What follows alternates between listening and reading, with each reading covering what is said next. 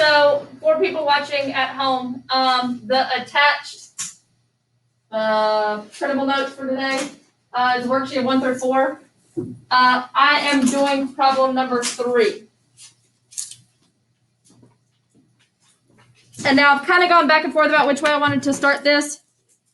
I will tell you right now that the problem we are about to do is going to get it's very, very detailed and it's very long, but it is kind of like the first one we do like this, and there's going to be a lot of them in a row for like months.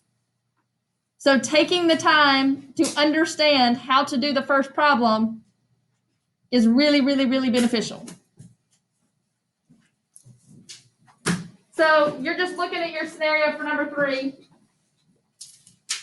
and we're going to call this a 4-step process of state plan to conclude. We did one of these a long time ago, but now we start doing them like every other day. We start doing them every day. So polling organization, I'm reading the right question, correct? Polling organization asks a simple random sample of 15,000 first-year college students how far away their home is. Suppose that 35% of all first-year college students actually attend college within 50 miles of their home. What is the probability that the random sample of 1,500 students will give a result between 33% and 37%? So this is called a 4-step process. The 4 steps are state plan do conclude. I'm actually choosing to go straight into a problem and answer it with a 4-step process, then explain to you what the 4-step process is, and then go backwards tomorrow and be like, okay, let's write a generic template for the one that we did that was an example. So I've given you a problem. Let's just jump straight in and think about what it wants us to put at each one of these. So all we did is read the problem. State just means basically state some things that I know and need to know about it. So think what we've done this chapter so far. What are some things that I could write down that I know? What are some things I could define about the problem? What else? Think about defining it like context-wise. Our first homework. What was our first homework this chapter? So let's start by writing population, parameter, sample statistic, that type thing. So we've got to define our population. And what is our population for this problem?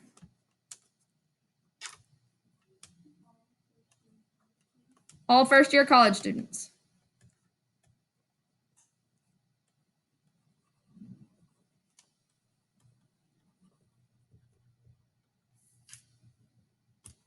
So what is our sample?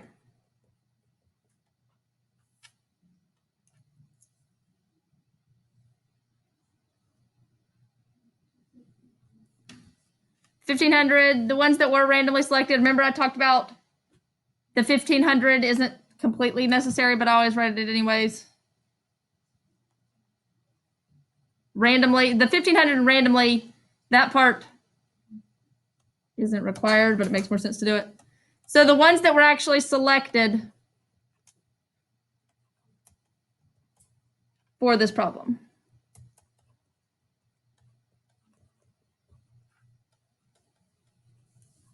So the group of first-year college students that I actually selected. All right, so it does give us some other things, but one thing that we haven't really talked about a whole lot yet with the homeworks is defining what our variable means in context. So we are going straight into a let something. So is this problem talking about proportions or means? Proportions. So I want to define what it is that we're actually dealing with. So we're going to be dealing with proportion. So I'm going to define the parameter that we're talking about. Well, what does P mean? It should always start with proportion because P is a proportion. And then I go into context.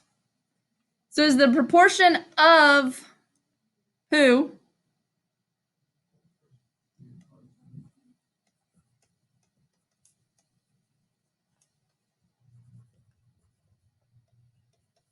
So that's basically my denominator. The proportion of that group, what? What is my success? And I always go, usually exact wording, who actually live within or actually attend college within 50 miles of home.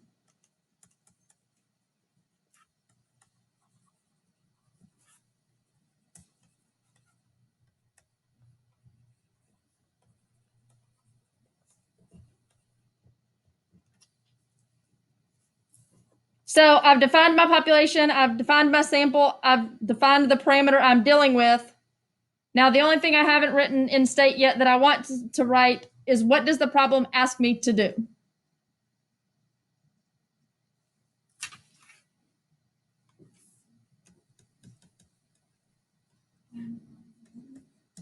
And I'm finding the probability of what? So just like we wrote the example earlier, it's a between. What's it between?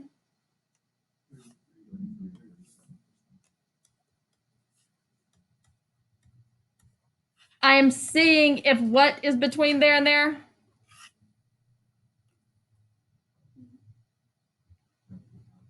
P hat. So I want to see if my sample actually, what's the likelihood that my sample actually fell in there if my parameter and everything is correct. So that is everything for state.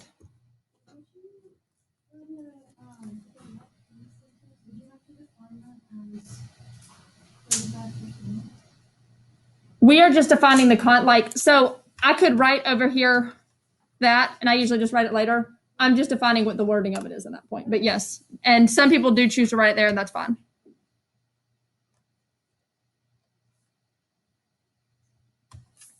So plan is basically things I need to do to check to be able to get through this.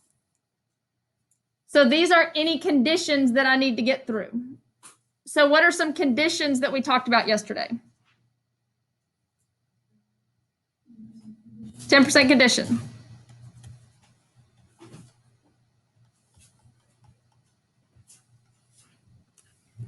What is 10% condition? Just written out with letters, inequality stuff.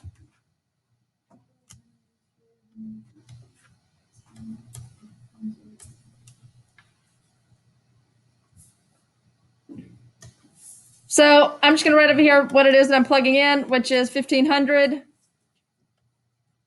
Capital N has to be greater than 10 times my 1500. I'm plugging it in. Algebra here.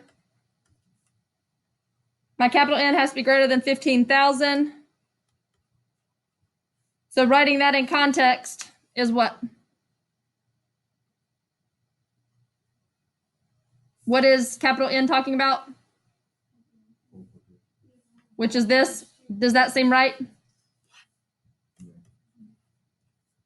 So there are at least 15,000 first-year college students.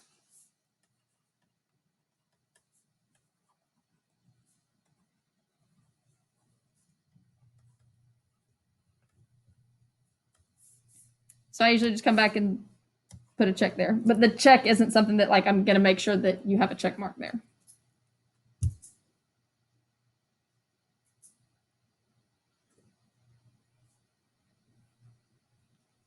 What's my other condition?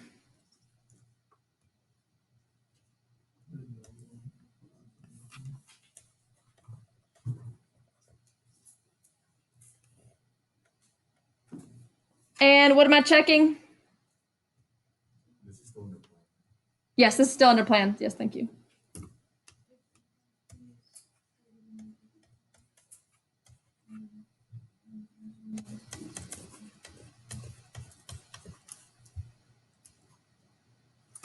So plugging in my numbers here, which again, if you want to write P above, would probably have made more sense here. My N is 1500. The P is 0.35.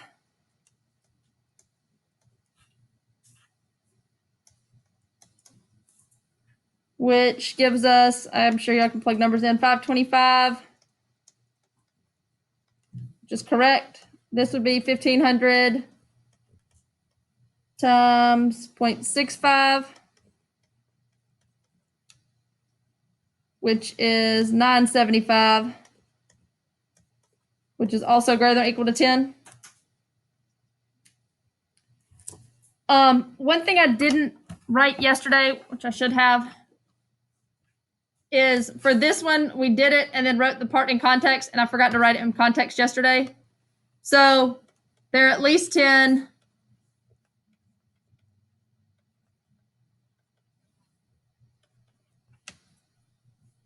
What?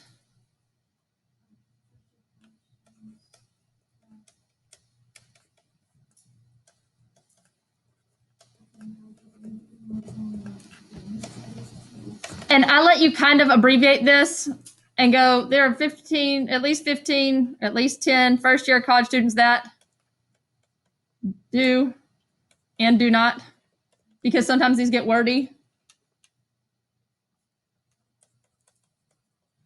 Attend college within 50 miles from home.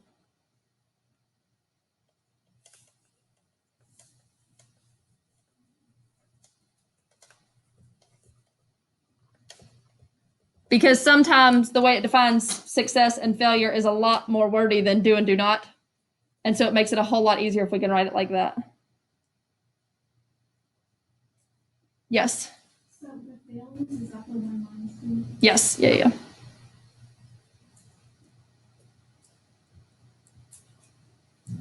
And then what's the important part that I have to write here?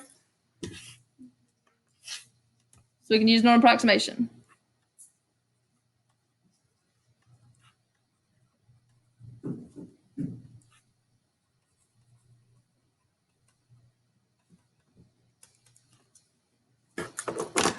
And so I cannot stress enough, yes, these are long problems, but understanding this at the beginning is really going to be a huge difference.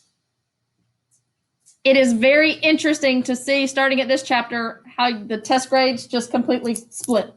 Like people either do well because they paid attention, or they haven't learned it yet and they don't. Like there's no middle at all. So put yourself on the right side of that. All right, so state is just getting everything set up. That's what I need to define. My plan is checking any conditions. Well, right now we only have 2 conditions, so we're good there. So do just means, okay, now actually do the math. So do is basically get all your numbers.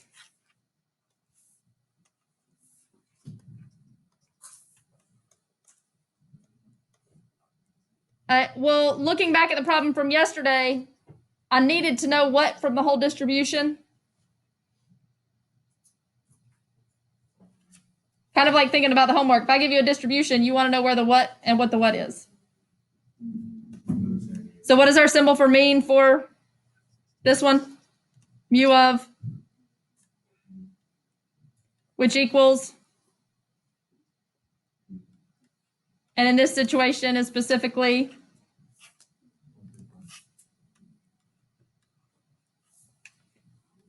the next thing I need to know, I'm going a little quicker, sigma of p hat, which is square root of p times 1 minus p over n. Plugging in my numbers, 0.35 times 0.65 over 1,500. I'm just going to go ahead and give you this one right now, which is 0.0123. And I'm going to write because 10% condition. Because I already wrote it above, so I technically checked it to be able to get to here. I'm just making that connection. Now, what I would do from here is now I'm actually answering the question. I have everything I need to be able to do it, to start back over what we said we were going to do from the beginning.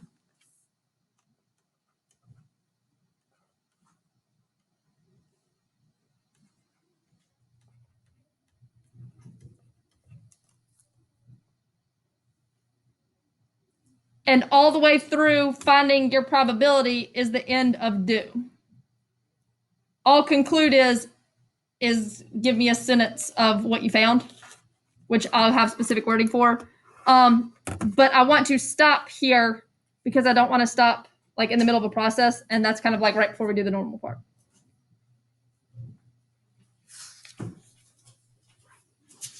I want to double check something before I give you the homework because I don't want to give you a full problem like this as your homework. I might have you finish the do section because you should be able to do that because of what we just did. But I'm also probably going to give you 3 homework problems. I'll post those after 4th period.